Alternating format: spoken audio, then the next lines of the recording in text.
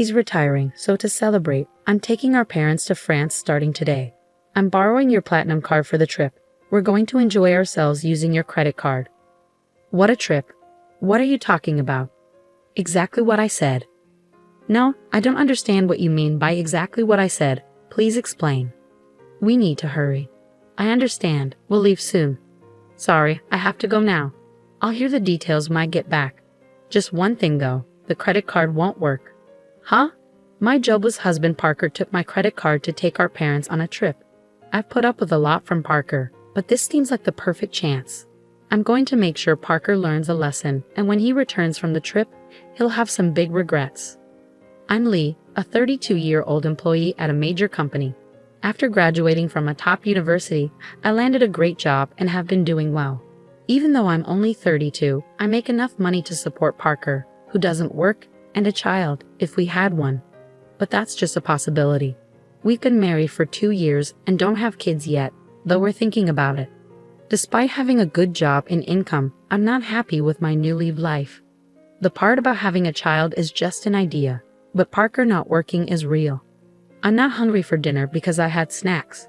That's fine, but what about your job search? I didn't go for an interview today. I just stayed home looking at job websites. Parker quit his job a year ago and has been looking for work since then. Actually, he's been doing part-time jobs but doesn't keep them for long. He starts a job, quits shortly after, relaxes for a while, then looks for another part-time job. You're looking at part-time jobs again, aren't you? I'm looking at both full-time and part-time. Why don't you stop looking for part-time jobs and focus on finding a full-time position? I know, but there is a right time for everything. I wish Parker would find a steady job, but there's a reason he can't be pushed too hard. He quit his last job because of a conflict over work policies with his boss. That boss was notoriously difficult. Parker stood up to him as the office representative with his colleagues' support, but when the conflict escalated, his colleagues sided with the boss, not Parker. As a result, Parker lost his boss's approval, felt betrayed by his colleagues, and found it hard to stay, so he left the company. Parker, dinner's ready. Can you bring it here? After quitting his job, Parker became withdrawn, staying in his room. After about 2 weeks, he began to come out and help with household chores. I'll do the dishes. Really? Thanks. Then it's all yours. Yeah, I've got plenty of time. Parker joked, but his smile didn't seem genuine. Yet, another 2 weeks later, he started looking for a new job. I have an interview today. Is it your top choice? Yeah, I'm going to nail this one and make a fresh start. I'm rooting for you. Do your best. A month after quitting his job, Parker started looking for work more seriously. But even after another month, he couldn't find a job. Why do they keep rejecting me? It's all because of my last company. Don't lose heart. You'll find something good. Of course I'm frustrated.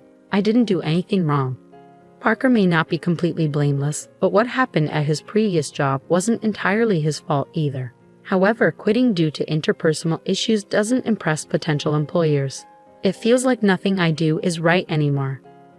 That's not true. You have an interview tomorrow. Let's update your resume. It's pointless. I'm not going to that interview. Repeated rejections took a toll on Parker, and eventually he became defiant.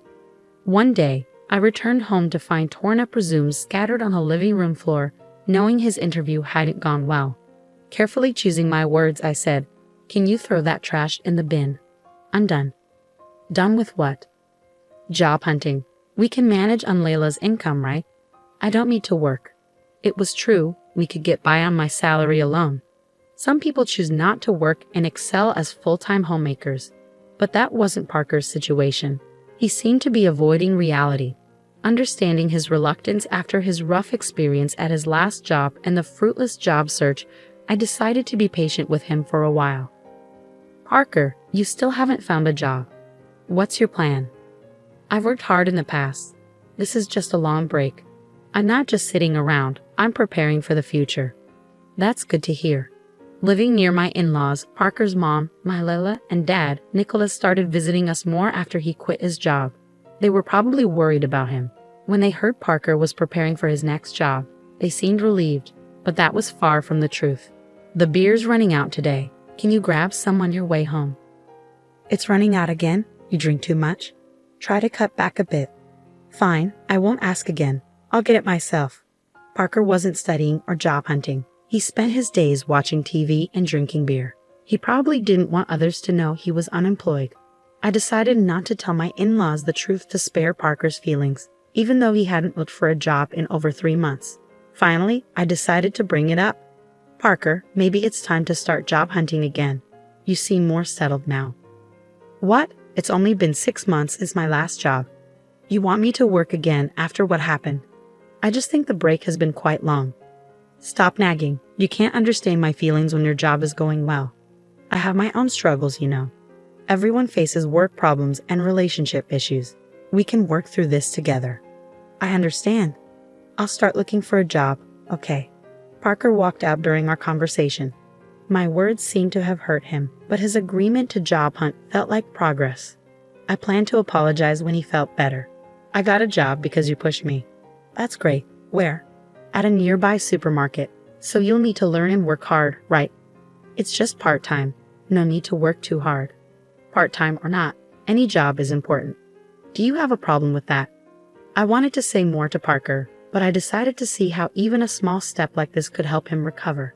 I chose to wait and observe. I'm home. Parker, you're back. How's the job at the pub? I quit the supermarket part-time. Why? It hasn't been that long.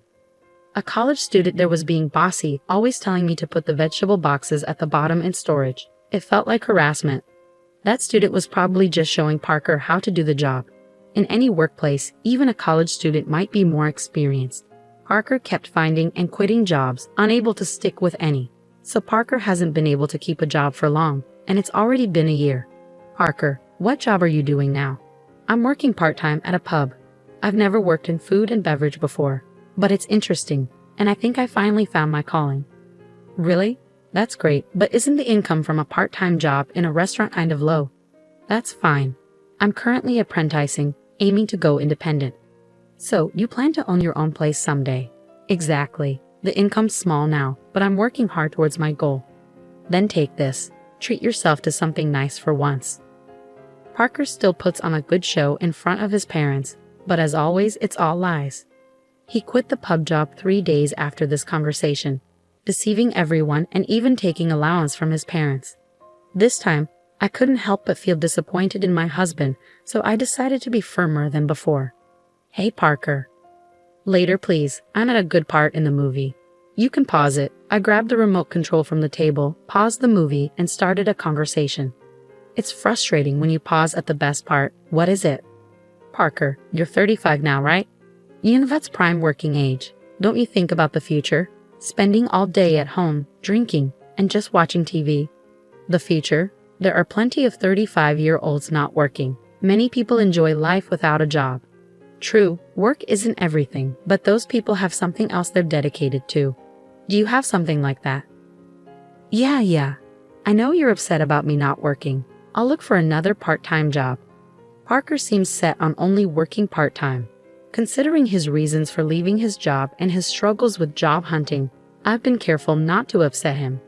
But it's time for Parker to get back on track. I need to be firmer.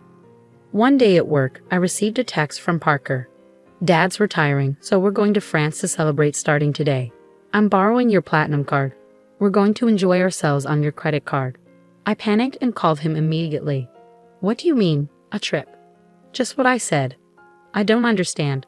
Just what I said. Please explain. There are so many things wrong here. It's okay to celebrate Nicholas's retirement, but Parker should have talked to me before using my money and borrowing my credit card. More like taking without asking. And why am I paying for a trip to France that I'm not even going on? Parker probably told his parents he paid for it from his savings, my credit card. Just thinking about it makes me so angry, but one thing Parker said stands out. You mentioned borrowing a credit card. Do you mean the one from our house? Yeah, why? I do have a platinum card. Some people think you need a high income for it, but that's not true. Credit history, stable income, and other factors matter, and you can get one in your 30s. It has a high annual fee, but I use it for the benefits and points. However, that credit card is in my wallet. So you took the credit card from home? Yeah, so I'm counting on you for the payment. Parker, excited about his trip to France, spoke to me in a challenging tone. I've been patient with Parker for a long time, but now it seems like the right moment to take action. Parker thinks he's smart for taking my credit card and acting cheerful about it, but he's about to realize otherwise. What are you waiting for? We need to leave. Got it. Sorry, I have to go now. I'll hear the details when I get back. Just one more thing. That credit card you took won't work. What? That can't be right. It's under Lila's name, and it expires this month. It's close, but it shouldn't be an issue. You're lying, right, Lila? You're lying to stop me from using the card, aren't you? That's such an obvious lie. Yes, it does expire this month. That's why I've already received a new credit card. What does that mean? So I have 2 credit cards to use now. Sometimes, when a new card is activated, the old one stops working. I've already started using the new card, so the one you took won't work. What? Are you kidding me? You think I'm lying. If you don't believe me, I can send you the URL to the credit card website, or you can just try using the card. It would be funny to see you try to pay with a card that doesn't work. This credit card really won't work. Hey, hurry up. I hear his parents calling him in the background, but Parker, realizing the credit card won't work, seems too flustered to respond to them. What should I do? I told them I pay for everything except the round-trip travel. Oh, they covered the flight? Yes, Dad felt bad about covering all the trip costs. What should I do? I'm about to take a cab, and I don't even have money for that. That's not my problem. You said you would pay for everything except the flight. Using my credit card in the first place was wrong. You should pay with your own money.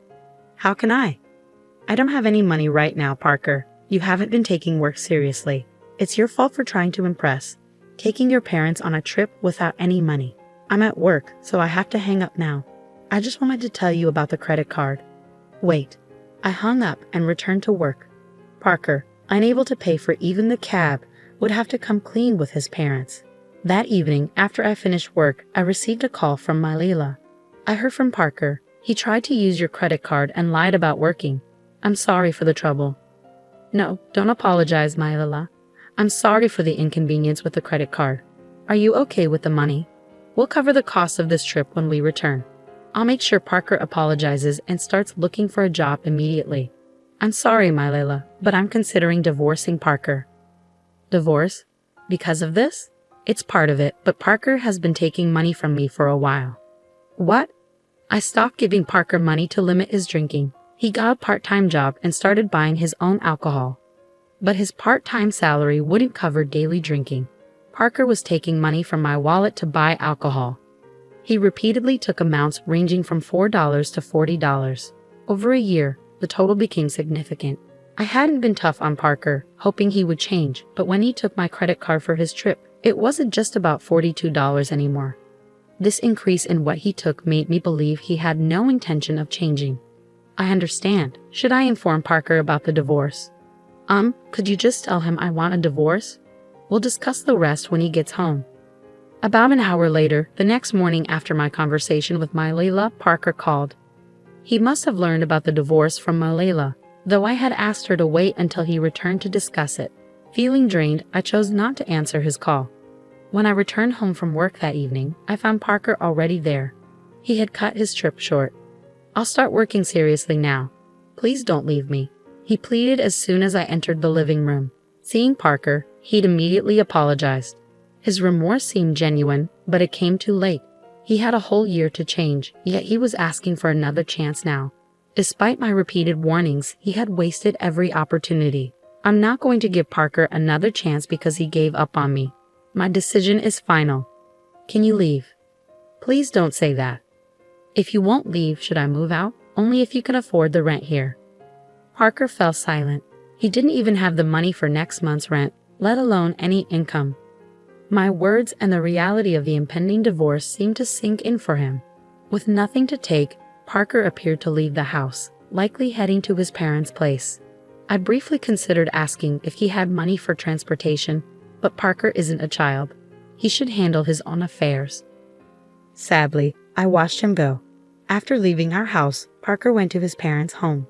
Later, I received a call from my Leila. They allowed Parker to stay for one night, but asked him to leave the next day. They were concerned he might become too dependent on them if he stayed longer. It must have been tough for them as parents to make this decision, but they felt it was necessary for Parker's sake. Cast out by his parents, Parker returned to our house, pleading with me. "Please help me. I've got nowhere to go and no money." That's the result of your own actions. You need to handle this yourself. Everyone faces difficulties, and while it's okay to seek help sometimes, all you've done in the past year is neglect your responsibilities and do as you please. I didn't allow Parker into the house and turned him away from the doorstep. The divorce eventually went through. Parker was hesitant, but with his parents' support, it happened faster than expected.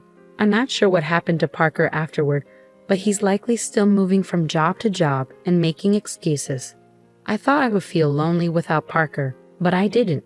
His attitude had been stressful, and I was always careful not to upset him. No longer needing to accommodate him, I've been living more comfortably. Unconsciously, our life together was a burden. I'm relieved I didn't let myself get dragged down with him. Now, I can live without having to cater to anyone else.